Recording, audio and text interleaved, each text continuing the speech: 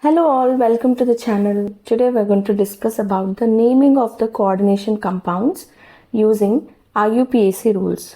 For those who don't know what is IUPAC, it is nothing but International Union of Pure and Applied Chemistry. This is IUPAC. Now this union provides the rules for naming any organic compound. You can see in the organic chemistry as well as the inorganic chemistry. Now in this video we are talking only about the coordination complexes. So what is the first rule for naming coordination compounds? It is the order of naming of ions. Order of naming of ions. So first we start with the positive ions followed by the coordination pair. For example, if you consider K4, Fe, Cn6. This is the coordination entity. So here the positive ions are those which are outside the square brackets. These square brackets are also called parentheses. So outside this pair, whatever ions are there, they could be positive or negative. So first we start with the positive ion, that is K exists in the form of K+.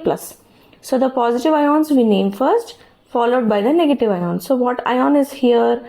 Potassium. So we write the name of the potassium first irrespective of its number. So how many ever times you take the positive ion, you just write its name only once. Next comes the ligand followed by the metal, that is potassium. How many times is the ligand? Ligand name is cyano. It is hexacyano. Metal here is negative, so it is ferrite. We see in detail about the each part of naming the coordination compound. So the first part is we first write the name of the positive ion followed by the negative ion. The second step is the naming the coordination entity. So if at all there is a positive ion, we name the positive ion first followed by the coordination pair that is present in the brackets. If at all there is no positive ion, then we first name the ligands followed by the transition metal name. So let us see how many types of ligands we have. So based on the charge, ligands can be three types. There can be positive ligands, there can be negative ligands, or there can be neutral ligands also. Okay, so based on the charge present on the ligand, we give the suffix name for positive ligands as EM. IUM, EM. EM is the suffix name given for positive ligands. For negative ligands, the suffix or the name ends with the letter O. And if it is a neutral ligand, there is no such specific suffix name for the neutral ligands. So, if you look at the positive ligands, there are very few. NO+. NO+ is nitrosyl. So we give the name as nitrosonium. Nitrosonium. So the name is ending with EM since it has positive charge. Similarly, NH2, NH3+ can be called hydrazinium. Normally NH2, NH2 is hydrazine, neutral compound, but since it has positive charge, its name is ending with hydrazinium. So this way, for positive ligands, we write the name as IUM. We end the name as IUM. Now, next, if you look at the negative ligands, if it is F-, it is fluoro or florido. For Cl-, it is chloro or chlorido. For Br-, it is bromo or bromido. I- is iodo or iodido. OH- is hydroxo or hydroxido. So likewise, you have the name ending with O for all the negative ligands. For neutral ligands, we just write the name of the compound. That is, if it is PH3, we write phosphine. Just the name of the compound we write. If it is NH3, we write amine. If it is CO, we write carbonyl. If it is H2O, we write aqua. So, based on the charge present on the ligand, we give different suffix name for the ligands. So let us see how to name the ligands first. The next step is order of naming of ligands. Suppose if there is single ligand, only one ligand like chloro or bromo, we just write the name of the ligand. But if there are more than one ligands of different kinds, then we follow alphabetical order. That means whichever ligand's letter comes first in the alphabetical order, that should be written first. So let us take one example. There is platinum, bromo, chloro, amine, complex. So there are three different types of ligands in the given complex. So how do we name it first? And we don't find any positive ions. So we just write the name of the compound starting with the ligand's name. So this is bromo starting with B, chloro starting with C, this is amine. So in the alphabetical order, A comes first. So what do we write? We write amine, then bromo. We don't give any space, we just write continuously. Amine, bromo. Since bromo is negative, chloro is negative, we are ending it with O. Then comes chloro. Then comes the platinum.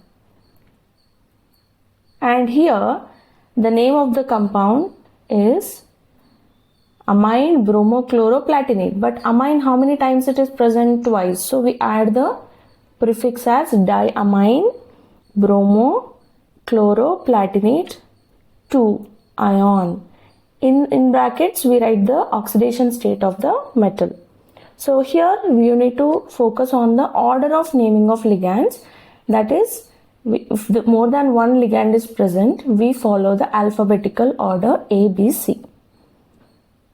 Then if there is more than one kind of ligand, one ligand is present more than once, then we use the prefixes like di, tri, tetra, penta, hexa, etc.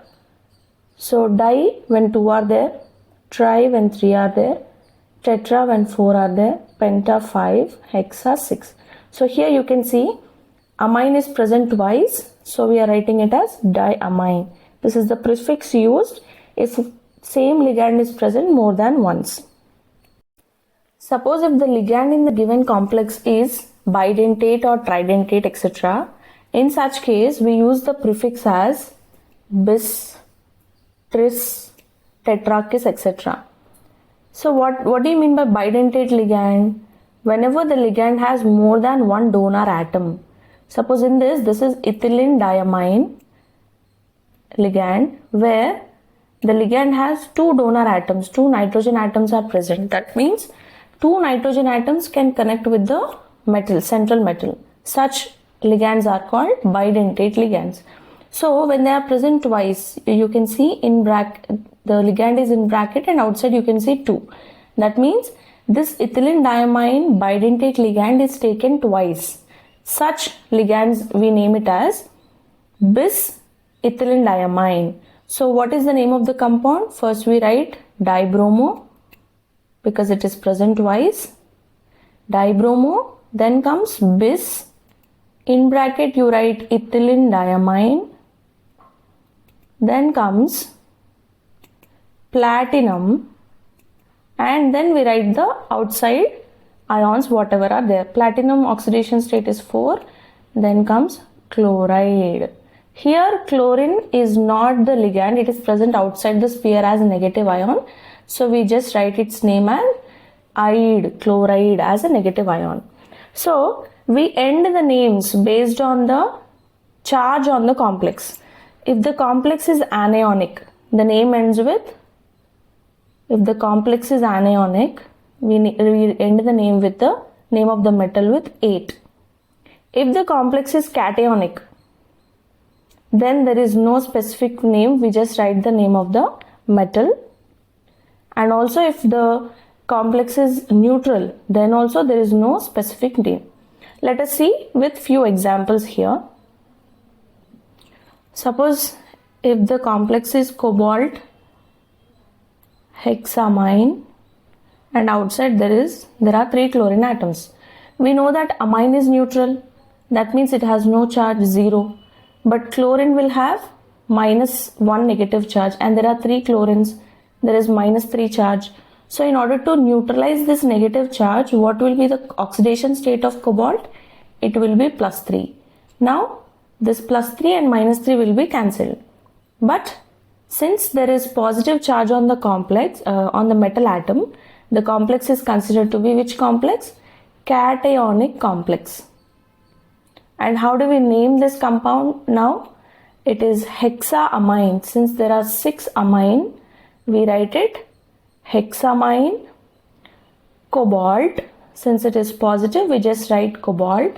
And what is the charge? +3. So in bracket we write 3 using the Roman symbol. And outside there is chlorine in the form of negative ions, that is chloride. So the name of the compound is hexaamine cobalt 3 chloride.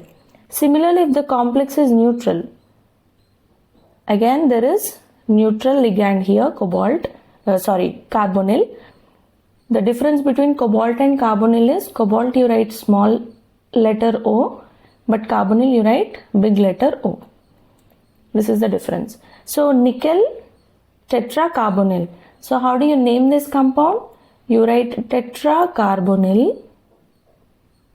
Then nickel, name of the metal, directly you write, and the oxidation state of nickel is 0. So in bracket you write O. So for cationic complexes you name this way. For neutral complexes you name this way. And let us see one example for anionic complex as well. There's potassium outside, platinum, Cl5 and ammonia. This is the complex. So in the beginning we have seen we need to first start naming with the positive ion, that is potassium comes first, followed by the ligand. What is the ligand here? Amine.